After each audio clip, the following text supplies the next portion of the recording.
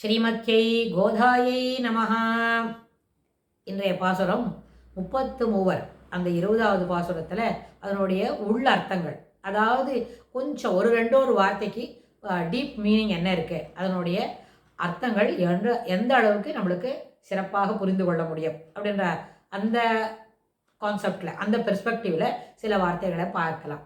33 அமரர்க்கு முன் சென்று வெப்பம் தவிர்க்கும் கலியே துயிலழாய் அப்படின்ற வாரத்தில் செற்றார்க்கு வெப்பம் கொடுக்கும் விமலா துயிலழாய் அப்படின்னு சொல்கிறார். 30 ஆண்டாள் சொல்லும் பொழுது 33 அமரர்க்கு முன் சென்று, அதாவது தேவர்களுக்கு 33 பேர் நம்ம பார்த்தோம். இந்த பாசுரம் சொல்லும்பொழுதே பதிவில் பார்த்தோம்.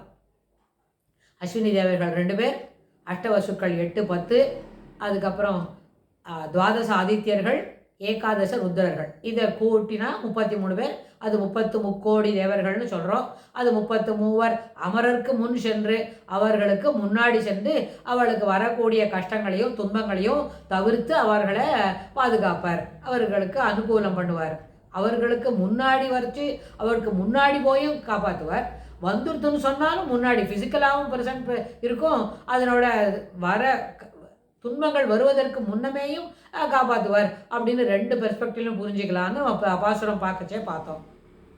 அதில் செற்றார்க்கு வெப்பம் கொடுக்கும் விமலா துயிலழாய். விமலா அப்படின்னு சொன்னால் குற்றமற்றவர்.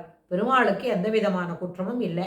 எப்பொழுதும் அவர் என்ன சிறப்பானவர், எந்த குற்றமும் அவரை தீண்டாது. அது சுத்த சத்துவமயமான ஒரு தேஜோமயமான சரீரம். அந்த சரீரத்துக்கு பழசே கிடையாது. அது எப்பவும் எப்படி பார்த்தோமோ அப்படியே இருக்கும்.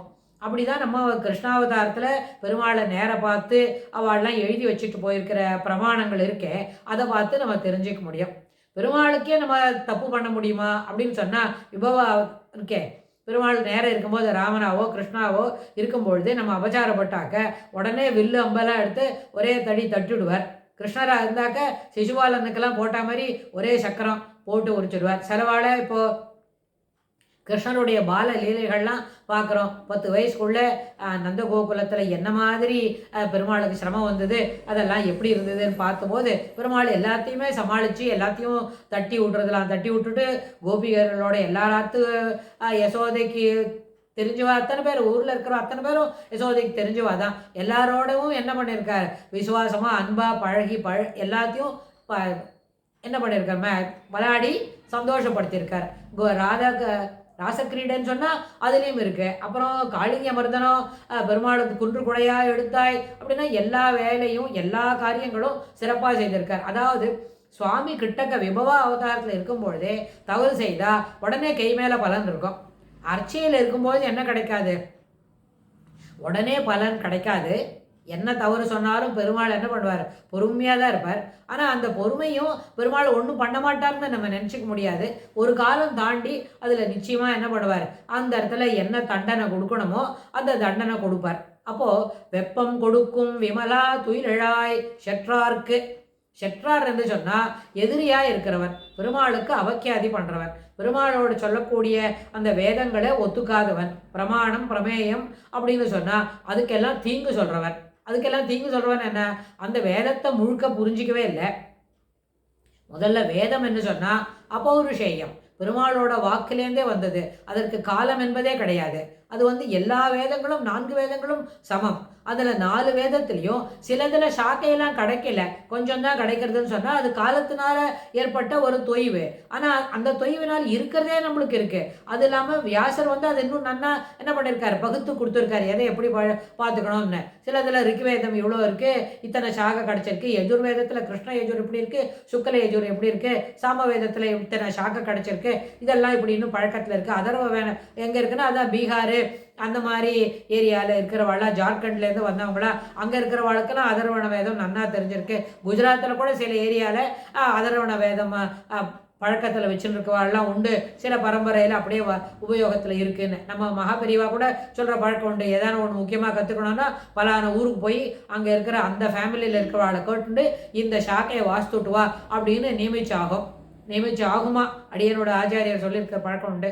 அதுபோல் நியமிச்சாங்கன்னா அங்கே போய் 1 வருஷமோ 6 வருஷமோ இருந்து அது எவ்வளோ நாள் ஆகும்னு ஒரு தடவை போய் கேட்டு தெரிஞ்சுட்டு அதுக்கப்புறம் அங்கேயே இருந்து படிச்சுட்டு வரதெல்லாம் உண்டு. அதனால் எல்லா 4 வேதங்களுமே அப்பௌருஷயம். இது ஒன்று மூத்தது, ஒன்று சின்னது, ஒன்று பழசு, ஒன்று இப்போ தான் ராத்திரி தான் வந்தது, அப்படியெல்லாம் ஒரு பிரமாணமும் இல்லை. அதனால் எந்த வந்திருக்கோ அதுக்கு தொடர்ந்து இருக்கணும். அதுக்கு எதிர்க்கிறவர் செற்றார். செற்றார் என்ன சொன்னார், என்ன சொல்லக்கூடிய கருத்துக்களை, நேர்மறையாக இருக்கக்கூடிய கருத்துக்களை ஏற்றுக்கொள்ளாதவர். அதாவது பெருமாளுக்கு அபக்கியாதி பண்ணணும் இல்லை, அந்த பெருமாளோட அடியார்கள் இருக்க அவளுக்கு தீங்கு செய்கிறவர். அவர் என்ன பண்ணுவார், வெப்பம் கொடுக்கும் விமலா, அவர் எப்படி இருந்தாலும் அதை அழிக்கிறதுக்கு, அவளை முடிக்கிறதுக்கு பெருமாள் முயற்சி பண்ணுவார். பெருமாளே முயற்சி பண்ணுவாரா கேட்டால் சில நேரத்தில் பெருமாளே பண்ணுவார், சில ஆளை விட்டு அனுப்புவார். தானே சொல்லி திருத்தி பார்ப்பார். தானே சொல்கிறதுக்கு வாய்ப்பு இல்லை. அர்ச்சையில் தானே சொல்லி திருத்துறதுக்கு வாய்ப்பு இல்லை. அர்ச்சாவதாரத்தில் கொஞ்சம் பேரோட தான் பெருமாள் பேசியிருக்கார். அது நம்ம விரல் விட்டு எண்ணலாம், இத்தனை பேரோட இவ்வளோதான் பேசுவார்னு. காஞ்சி மகா பூரண அவர் பேர் என்ன, திருக்கச்சி நம்பிகளோட பெருமாள் தேவாதிராஜன் பேசுவார். முதல்ல திருக்கச்சி நம்பிகள் பெருமாள்கிட்ட போய் ஸ்ரீரங்கத்தில் பெருமாளுக்கு ஆலவட்ட கைங்கரியம் பண்ணணும் அபிப்பிராயம் இருக்குதுன்னு பெருமாளை நன்னா விழுந்து சேவிச்சு கேட்டா, அப்பா எனக்கு 2 பக்கமும் காவேரி இருக்கு, எனக்கு ரொம்பவே கொடுக்குழுன்னு தான் இருக்கு, நீ வேணா வேங்கட மலையில் போய் கேளுன்னு. வேங்கடவனை போய் கேட்டா, என்னப்பா வேங்கடம், குளிரருவி வேங்கடம்னு பேர், வருஷத்தில் 10 மாதம் இவ்வளோ தூரம் இருக்கு, ஆனால் அது இனிமையான சூழ்நிலை, வெதர் வெப்பம் இப்படி இருக்கும்போது எனக்கு வேண்டாம். அவன் யோகத்தில் யாகசாலையிலேருந்து வந்தவன், காஞ்சிபுரத்தில் இருக்காரு, அங்கே வேணா போய் கேளு, தேப்பெருமாள்கிட்ட கேளு. என்ன அந்த பெருமாள்கிட்ட கேட்டாக்க அந்த 24 படி இருக்கே, 24 அக்ஷரம் கொண்ட காயத்ரி திட்டமா, அதுக்கு எத்தனை வார்த்தை எழுத்து உண்டோ அதுக்குண்டான மடியில் இருக்காரு அவர் அஸ்திகிரி. அந்த அஸ்திகிரின்ற போய் கேளு அப்படின்னு கேட்டால், அஸ்திகிரி கேட்டால் பெருமாள் ரொம்ப உவந்து ஏற்றுண்டார். பெருமாளுக்கு தினம் ஆலவட்ட கைங்கறி ஆகும். ஆலவட்ட கைங்கறி ஆகும்போது பெருமாள் என்ன நாட்டு நடப்பெல்லாம் எப்படி இருக்கு அப்படின்னு கேட்டாகுமா. இது எத்தனை பெரிய கொடுப்பினே, என்ன சமாச்சாரம். அர்ச்சாயை மீறி ஒருத்தரோட பேசணும்ன்றது ரொம்ப பெரிய விஷயம். அதெல்லாம் நம்மளுக்கு என்ன நினைக்கும் பொழுதே நெஞ்சு தழுத்தழுக்கும். அது மாதிரி அர்ச்சையை மீறி பெருமாள் சில பேர்கிட்ட தான் பேசியிருக்கார், சில பேர்கிட்ட தான் விஷயங்கள்லாம் பகிர்ந்து கொண்டிருக்கிறார். அப்படின்னு வரும்போது அர்ச்சாவதாரத்தில் நம்ம என்ன அபச்சாரம் பண்ணாலும் சுவாமி பொறுமையாக தான் இருப்பார். ஆனால் என்ன பண்ணக்கூடாது, அர்ச்சையில் பெருமாள்கிட்ட அபச்சாரப்படக்கூடாது. ஆனால் அடியார்க்கடியார் அப்படின்னு சொன்னால் பெருமாளோட அடியவர்கள் இடத்துல பெருமாள்கிட்ட பாகவத அபச்சாரம் எப்பொழுதுமே ஏற்றுக்கொள்ள முடியாதது. ஸோ அப்போது அதனால் அதுபோல் சற்றார்க்கு வெப்பம் கொடுக்கும் விமலா, யாரெல்லாம் இது மாதிரி குதர்க்கவாதம் பண்ணுறாளோ, யாரெல்லாம் இது மாதிரி ஏற்றுக்கொள்ள முடியாத செய்திகளை சொல்கிறாளோ அவளெல்லாம் பெருமாள் என்ன பண்ணுவார், அவர்களுக்கு வெப்பம் கொடுக்கும் விமலா. வெப்பம் என்ன சொன்னால் தீக்ஷணமாக இருந்து அவருடைய கருத்துக்களை அழிச்சுடுவார். அவசியமானால் அவர்களையே முடிக்கிறதுக்கும் முயற்சி பண்ணுவார். அப்படியே முயற்சி அவரோட முயற்சின்னு என்ன சொன்ன, இருக்கிற இடத்துல இந்த சுண்டு வரல் நடத்தினாலே எல்லாமே போயிடும். எல்லாம் உடனே இறங்கி மொத்தமே செய்யணும்ன்ற அவசியமே இல்லை. இருக்கிற சர்வ வல்லமே பொருந்தியவர். பெருமாள் எப்படி புரிஞ்சுக்கணும், சர்வவியாபி சர்வாந்தரியாமி, அப்புறம் கடித்த கடனா சாமர்த்தியம் இருக்கிறவர், நம்மளை போல மனுஷனாக வந்திருக்கார். எத்தனை பெரிய தெய்வம், எத்தனை பெரிய இடம், அது தானாக தன்னை தாழ விட்டுக்கிட்டு மனுஷனா, ராமனா, கிருஷ்ணனா, அப்புறம் இப்போ ஆழ்வார் சொல்கிற மாதிரி அரியாய் ஆளறியாய் கேழலாய் அப்படின்னு சொன்னால் அதுபோல் இறங்கி சுவாமி வந்திருக்கார், தன்னை தாழ விட்டுக்கிட்டு வந்திருக்கார். தாழ விட்டுன்னு வந்தாலே சாதாரண சிங்கமோ அந்த நரஹரியும் ஒன்றுன்னு சொன்னேன் இல்லை. அந்த சிங்கத்தோட கூட்டத்தில் பெருமாள் இருந்தால் கூட அந்த கூட்டத்தில் சிங்கம் வித்தியாசமாக, இந்த சிங்கம் வித்தியாசமாக இருக்கும். அப்புறம் கேழலாய் அப்படின்னு சொன்னால் எத்தனையோ கூட்டங்கள் போகும், அதுக்குள்ளே அந்த வராகத்துக்குள்ளே இது என்ன பண்ணும், வித்தியாசமானதாக இருக்கும். பெருமாளுக்கு அந்த கண்ணு அழகு இருக்கே, அதில் அதை மறைச்சிக்கவே முடியாது சுவாமியால். அப்புறம் மத்ஸ்யாவதாரம் தேசிகர் ஒரு முக்கியமான ஒரு ஸ்லோகத்தில் சொல்கிறார். அது என்ன பண்ணுவார்னா, மீனுக்கு ஒரு முக்கியமான சிறப்பு என்னன்னு கேட்டால், அந்த மத்ஸ்யம் தன்னுடைய குட்டிகளுக்கு கண்ணாலேயே ஆகாரம் கொடுத்துடும். பார்த்துட்டே வரும், அது கண்ணை விரித்து திறந்து பார்த்ததுன்னா அதனோட குட்டிக்கெல்லாம் வயிறு ரொம்பிடும். அது எப்படி இருக்கும், அதுக்கு வேற தேட தெரியாது. தண்ணிக்குள்ளே இருக்கிற அழுக்கு புழுலாம் எடுத்து சாப்பிட்றதுக்கு அந்த மீனோட குட்டிக்கு தெரியாது. ஆனால் அம்மாவோட மீனுக்கு அது தெரியும். ஆனால் அதுக்கு எப்படி உணவு கொடுக்கும் அப்படின்னு கேட்டால், அதனோட குட்டியெல்லாம் எல்லாமே நம்ம பார்த்துருக்கோம். ஜலத்தில் போகும்போது ஒரு பெரிய மீன் போட்டால் அதுக்கு நிறைய அப்படியே ஒன்றா கூட்டமாக போகும். அப்படின்னா அது எல்லாத்தையும் ஒருக்கா திரும்பி பார்க்குமா. திரும்பி பார்த்தா அந்த கண்ணில் அதில் இருக்கிற பார்க்கும்பொழுதே அது எல்லாமே அந்த மீன் குட்டிக்கெல்லாம் ஆகாரம் முழு அளவில் கிடச்சிடும். அதை தான் தேசிகர் அந்த தன்னோட தசாவதாரத்தில் சோசரத்தை சொல்லும்போது அது ஒரு தடவையும் அதை அவர் விரித்து பார்க்கும்போது அந்த இடமெல்லாம் தாமரை தடாகமாக மாறுறதாம். தாமரை பூத்த தடாகம் எப்படின்னு ஏன் அப்படி ஆச்சுன்னு கேட்டால், அந்த உள்ளுக்குள்ளே இருக்கிற மத்ஸ்யமூர்த்தி இருக்காரு, அவர் எல்லாத்தையும் கண்ணை திறந்து பார்க்கும்பொழுது ஒரு ஒரு பார்க்கறதும் ஒரு ஒரு பார்வையும் சுவாமியோட கண் எப்படி புண்டரீகாட்சம், தாமரை பூ போல கண்கள், அதுபோல் எல்லாம் ஒரு ஒரு பார்வையும் அப்படியே தாமரை பூவாக பூத்துட்டே வருதாம். அந்த மீன் வேகமாக போக போக பார்க்க செல்ல ஒரு தாமரை பூ வருதாங்க. அந்த தாமரை பூவை பார்த்தோடனே அந்த அந்த சுவாமி இருக்கிற அந்த மத்ஸ்யமே அத்தனையுமே தாமரை பூவோட தடாகம். இது தடாகத்தில் ஜலம் இருக்கா பூதா இருக்கா அப்படின்ற அளவுக்கு இருக்கு அப்படின்னு சொல்றாரு. அதனால பெருமாள் எங்கே இருந்தாலும் அந்த சுத்த சத்துவமயமான சரீரத்தோட சிறப்பு எங்கேயுமே குறையாது. அப்போ சாதாரண மனுஷன்னு சொன்னா மனுஷனாக ரேட் பண்ணுறதுக்கு நம்மளுக்கு எந்த யோகியத்தும் இல்லை. ஏன்னா வேதம் என்ன சொல்லித்தோ சாஸ்திர பிரமாணம் என்னத்தோ அதை தான் நம்ம அங்கே ஏற்றுக்க முடியும். அது சொல்லுதுன்னா பெருமாள் தன்னை தாழ விட்டுக்கிட்டு தசரதனுக்கு மகனாக என்ன பண்ணணும், இது எல்லாத்தையும் செய்யணும்னு. அப்போ இங்கே என்ன இருக்குது, எல்லாமே எல்லா வசதிகளும் இந்த பாரத திருநாட்டில் இதான் கர்மபூமி, இதான் புண்ணிய பூமி, இங்கே தான் என்ன பண்ணணும், எல்லா விதமான சத்காரியங்கள் செய்வதற்கும் இது ஏற்றமான பூமி அப்படின்லாம் பெருமாள் சொல்லியிருக்கார். இதில் எல்லாமே இருக்குது, சாஸ்திர பிரமாணம் இருக்குன்னா இதுக்கு தகுந்த மாதிரி தான் இதுக்கு அடுத்த வர செய்திகளை நம்ம ஒத்துக்கணும். அறிவியல் பூர்வமாக சில வார்த்தைகளை சொல்லணும் அப்படின்னு சொன்னால் அந்த அறிவியலுக்குள்ளே எல்லாம் இல்லை. எத்தனையோ விதமான ப்ரூஃப் பண்ணுறதுக்கு ஒரு ப்ரொசீஜர் இருக்குன்னு சொன்னால் அந்த ப்ரொசீஜரில் அறிவியலும் ஒன்று. அறிவியல் மட்டுமே இல்லை, அறிவியலும் ஒன்று. அது மாதிரி அது மனசில் வாங்கினா அதில் எந்த விதமான என்ன குதர்க்கவாதமும் வராது. ஆனால் அறிவியல் மட்டும்தான் இதில் ஒத்துப்பேன், பாக்கியெல்லாம் என் சொந்த கருத்து சொல்லுவேன் அப்படின்னு சொன்னால் அது அங்கு ஏற்றுக்கொள்ளப்பட மாட்டாது. அதற்கு நமக்கு எந்த விதமான தகுதியும் இல்லை. ஒரு விஷயத்தில் ஒன்று தெரிஞ்சுனுட்டா அதே மாதிரி தான் அடுத்ததையும் அதனோட தொடர்புடையதாக தெரிஞ்சுக்கணும். இப்போது கணக்கு போடுறோன்னு எங்கூட ரைடர் ப்ரூஃப் பண்ண சொல்லுவா, தியரம் ரைடர்லாம் எழுத சொல்லுவா. ரைடர் வந்துன்னு சொன்னால் அந்த மேலே இருக்கிற தீரத்தை ஒத்துனுட்டா அந்த தீரத்துக்கு அடிப்படையில் தான் கீழே இருக்கிற ரைடர்லாம் ப்ரூஃப் பண்ணணும். மேலே இருக்கிற தீரத்துக்கு ஒத்துட்ட பிறகு அது கீழே வர ரைடரை வேற ஒரு பாயிண்ட் சொல்லி ப்ரூஃப் பண்ண முடியாது. அது எப்படி கணக்கில் ஒத்துக்க வேண்டிய விஷயம். அல்ஜிப்ரா ஜியாமெட்ரி, அதாவது அந்த அனலிட்டிக்கல் ஜியாமெட்ரியை நம்ம அப்படி சொல்கிறோம் என்ன சொன்னால் அதுபோல கருத்துக்கள் தான். மேலே இருக்கிற ராமன் பரம்பொருள், அப்புறம் என்ன சர்வாந்தரியாமி, பெருமாளுக்கு எல்லாமே அவர் தான் சுத்த சத்துவமயமான சரீரம் அப்படின்னு சொல்லி அந்த அடிப்படையில் வேதத்தோட அடிப்படையில் அந்த விஷயத்தை புரிஞ்சுட்டா அதற்கு தொடர்புடைய அதனோட லிங்கில் தான் பாக்கி உள்ள பெருமாள் செய்த எல்லா காரியத்தையும் நம்ம அப்படி புரிஞ்சுக்கணும். ஆனால் பெருமாள் சொல்கிறார் ஆத்மானம் மனுஷம் மன்னியே ராமம் தசரதாத்மஜம்னு. நம்ம சாதாரணப்பட்டவனுக்கு அது சொல்லி வச்சுக்கிறாரு. அதனால நீ நான் தான் பெருமாள்னு சொல்லிக்க வேண்டாம்னு அதை சொல்கிறாரே தவிர ஆனால் அது அடிப்படையில் அது இல்லை. அவர் என்ன சொன்னார், பெருமாள் வைகுண்டத்திலேருந்து தன்னை தாழ விட்டுக்கொண்டு தசரதனுக்கு திருக்குமாரராக அவதரித்திருக்கிறார். அதுதான் அதனால அந்த சுத்த சத்துவமயமான சரீரம் அதில் எந்த விதமான இது இல்லை அப்படின்னா அந்த அடிப்படையில் தான் அவர் செய்த காரியங்கள்லாம் சரிதான், அவர் செய்த காரியங்கள்லாம் ஏற்றுக்கொள்ள வேண்டியதுன்னு. அதுக்கு இல்லாமல் நடுவில் இருக்கிற ஒரே ஒரு பாட்டை வண்டி எடுத்துகிட்டு வேற ஒரு பாயிண்ட் மூலமாக அதை ப்ரூஃப் பண்ணணும் ஆரம்பித்தா அந்த மாதிரி ஒரு குதர்க்கவாதங்களை ஏற்றுக்கொள்ள முடியாது. அவர் என்ன பண்ணுவார் பெருமாளங்க, செற்றார்க்கு வெப்பம் கொடுக்கும் விமலா, இந்த வார்த்தைக்கு அப்படி தான் பொருள். செற்றார் அவர் சுவாமி அவருக்கு செற்றார் இல்லை, தன்னுடைய அடியவர்களுக்கு செற்றார். வேத வாக்கியங்களை ஒத்துக்கொள்ளாதவர்களுக்கு அதுபோல் இருக்கிறவர்களுக்கு என்ன வெப்பம் கொடுக்கும்.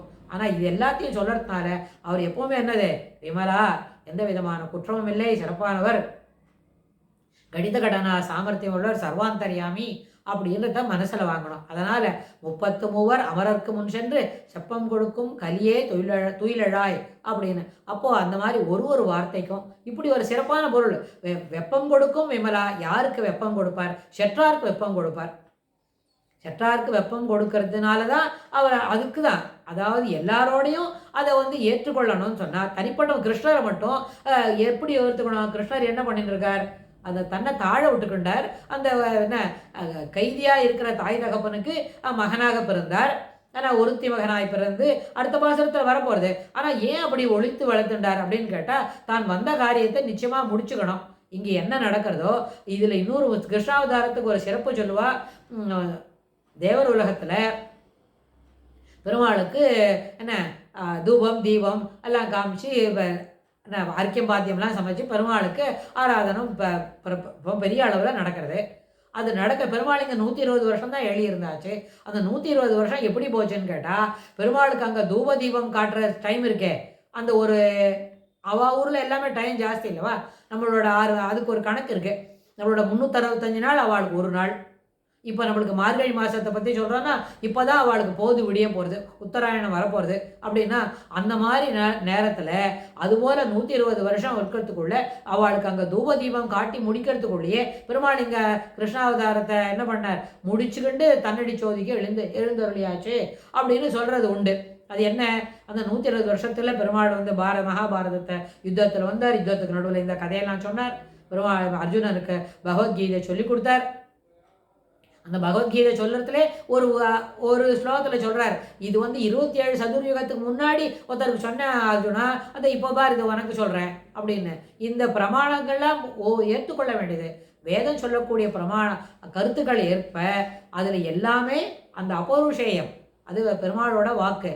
அதனால் அதில் சொல்லக்கூடிய கருத்துக்களை மாற்றி சொல்வதற்கோ திருத்தி சொல்வதற்கோ அது நம்மளுக்கு எந்த விதமான நம்மளுக்கு அந்த அளவுக்கு தகுதியே இல்லை. நம்ம ஒரு விஷயத்தை பற்றி சிறப்பாக சொல்லணும் அப்படின்னா இதை முழு அளவில் கற்றுட்ட பிறகு தானே அதை பற்றி பேசணும். சாதாரண நம்ம அதை தளி பண்ணுறோம்ல, நம்ம அம்மா ரொம்ப சிறப்பாக தளிகை பண்ணுறா, அம்மாவுக்கு வந்து 40 வருஷமாக தளிகை பண்ணுற பழக்கம் இருக்குது. நம்ம இப்போ தான் 4 நாளாக தளி பண்ணுறவங்களுக்குள்ளே எட்டி பார்த்துன்னு வரோம். அப்போ நம்மளுக்கு என்ன இருக்குது, அந்த மாதிரி சிறப்பாக தளிகை பண்ணுறதுக்கே வைதீகமாக பண்ணுறதுக்கு அது நம்மளுக்கு தெரியவே தெரியாது. எந்த கையை முதல்ல ஆரம்பிக்கணும், இடது கையால் எதையுமே தொடப்படாது. அது மாதிரி சின்ன சின்ன டெக்னிக்ஸ் இல்லை, டிப்ஸே தெரியாது. அப்போ நம்ம எப்படி அதை கமெண்ட் பண்ணுறது? கமெண்ட் பண்ணுறதுக்கு ஒரு தகுதி வரணும். ஒரு கச்சேரி இருக்குது, கச்சேரியை பார்த்து அதுக்கு நன்னா வாசித்திருக்கா, நன்னா பாடியிருக்கு, கரப்பிரியா நன்னா பாடியிருக்கு, இல்லை காம்போதி நன்னா வாசித்திருக்கு அப்படின்னு சொல்லணும்னா காம்போதி ராகத்தை பற்றி நமக்கு நிறைய நன்னா தெரிஞ்ச பிறகு தான் அவள் மேடையில் உட்காந்து பாடுறவாளோட காம்போதி சரியில்லை, குறைபாடு உடையதுன்னு சொல்ல வேண்டி வரும். பாடினா குறைபாடு உடையதாக இருந்தா. ஆனால் நம்மளுக்கே காம்போதியை தெரியாத பொழுது காம்போதியை பற்றி எப்படி குறைபாடு சொல்ல முடியும்? அதுக்கு என்ன நம்மளுக்கு ஹோல்டு இருக்குது? நம்மளை கேட்டால் நம்மளுக்கு பதில் கேட்டால் சொல்ல தெரியணும் இல்லையா? ஸோ அதனால் எந்த குறைபாடு எங்கே எடுத்து சொல்கிறதா இருந்தாலும் அந்த விஷயங்கள் நம்மளுக்கு பூரணமாக தெரிஞ்சிருக்கணும். அதில் ஒரு அறிவு இருந்த பிறகு தான் அதை பற்றி நம்ம கமெண்ட்டு சொல்ல முடியும். அது மாதிரி நம்மளோட கருத்தை பதிவு பண்ணணும். அப்படின்னா அதற்கு ஏற்புடையதாக இருக்க வேண்டும். அதற்கு முன்னாடி நமக்கு அந்த விஷயங்களை என்ன பண்ணணும், கரதளமாக கற்று கை மேல் உள்ளங்கை நெல்லிக்கனி போல கற்று இருக்கணும் அப்படின்னு சொன்னான். அதுபோல் இல்லாமல் இருக்கும்போது அதெல்லாம் தவறாக பேசுகிறவங்களுக்கு செற்றார். அவருக்கு என்ன பண்ணுவார் பெருமாள், வெப்பம் கொடுக்கும் விமலா. அதுபோல் வெப்பம் அவர்களுக்கு அதுபோல் தவறு பேசுகிறவர் பாக்கியர்கள், எதையும் வேத பிரமாணத்தை ஏற்றுக்கொள்ளாதவர்கள், வேதமே இல்லைன்னு சொல்கிறவாளுக்கு அவள் அந்த கருத்தை நம்ம இங்கே என்ன பண்ண வேண்டாம், பண்ணி சொல்லவே வேண்டாம். அது என்ன இல்லை, அதுபோல் ஒத்துக்காதவளை, வேதத்தை ஒத்துக்காதவளை, பாக்கியர்களை என்ன பெருமாள் வெப்பம் கொடுக்கும் விமலா, அவர்களுக்கு வெப்பம் கொடுப்பார் அப்படின்னு சொன்னால் பெருமாளுக்கு அது மாதிரி சொல்கிறதுனால வெப்பம் கொடுக்கும் விமலா தொழிலாய். அப்புறம் அதுக்கப்புறம் சொல்கிறா, நீ என்ன 2 பேரும் தாயாரும் பெருமாளும் வந்து எங்களுக்கு வந்து காப்பாற்றி எங்களை அனுகிரகம் பண்ணுங்கோ, நாங்கள் வந்து நிற்கிறோம், இங்கே வாசலில் நிற்கிறோம், 33 அமரருக்கு முன் சென்று செப்பம் கொடுக்கும் கலியே தொழிலாய் அப்படின்னு கேட்கும்பொழுது தான் உன்னை வந்து இங்கே நிற்கிறோம், உன்னோட வாசலில் நிற்கிறதுக்கு என்ன காரணம், இதெல்லாம் தான் நீ எப்படின்னு சொல்கிற. கிருஷ்ணரை கண்ணை திறந்து பாரு துயிலழாய் அப்படின்னு சொல்கிறதுக்கு முன்னே அவனுடைய குணாதிசயங்கள் என்ன, செற்றாருக்கு வெப்பம் கொடுக்கும் விமலா. விமலான்னு சொன்னால் குற்றமற்றவன். குற்றமற்றவன்றதை எடுத்துட்டா இந்த முன்னாடி இருக்கிற வார்த்தையெல்லாம் இப்படி தான் பொருள் சொல்லணும். என்ன செற்றார் என்ன சொன்னால் சாஸ்திர பிரமாணங்களை ஏற்றுக்கொள்ளாதவன், வேதத்தை ஒப்புக்கொள்ளாதவன், அப்புறம் தன்னுடைய அடியவர்களுக்கு துன்பம் விளைவிப்பவன். அது வந்து விபவ அவதாரம்னா கதையே வேறு, அதை பற்றி இங்கே இல்லவே இல்லை. ஆனால் விபவாவதாரம் தான் இப்போ கிருஷ்ணரோட பால லீலைகள் அவர் பண்ணுற வேலையெல்லாம் நம்ம பார்த்துட்டே வரோம். அதனால் அங்கே விபவ அவதாரத்தில் அவர் உடனே தான் வெப்பம் கொடுக்கும் விமலா, வெப்பம் கொடுப்பவர் தான். ஆனால் அர்ச்சாவதாரம்னு வரும்போது அது எல்லாவற்றையும் பெருமாள் என்ன பண்ணுவார், பொறுத்திருந்து பார்த்து என்ன நடக்குது எப்படின்னு சொல்லாமல் நிச்சயமாக என்ன கொடுப்பார், அதுக்கு ஒரு நாள் எல்லாவற்றிற்கும் ஏற்புடைய என்ன ஒரு முடிவு தரப்படும். அது காலத்துக்கு இருக்கும், காத்துன்னு தான் இருக்கணும். அதனால் இந்த அடிப்படையில் இது கொடுக்கும்பொழுது வெப்பம் கொடுக்கும் விமலா துயிலழாய், அப்படி இருக்கிறவனே கண்ணை வீழ்ச்சிக்கோ, தூங்கினது போகிறோம் முழிச்சிக்கோ, நாங்கள் இங்கே வந்திருக்கோம் அப்படின்னு சொல்லி ஆண்டாள் இந்த பாசுரத்தில் தன்னுடைய கருத்துக்களை பதிவு பண்ணுறா. அது அடுத்த பாசுரத்தில் இன்னும் ஆண்டாள் நம்மளுக்கு என்ன சொல்லி கொடுக்குறான்றதை பார்க்கலாம். ஆண்டாள் திருவடிகளே சரணம்.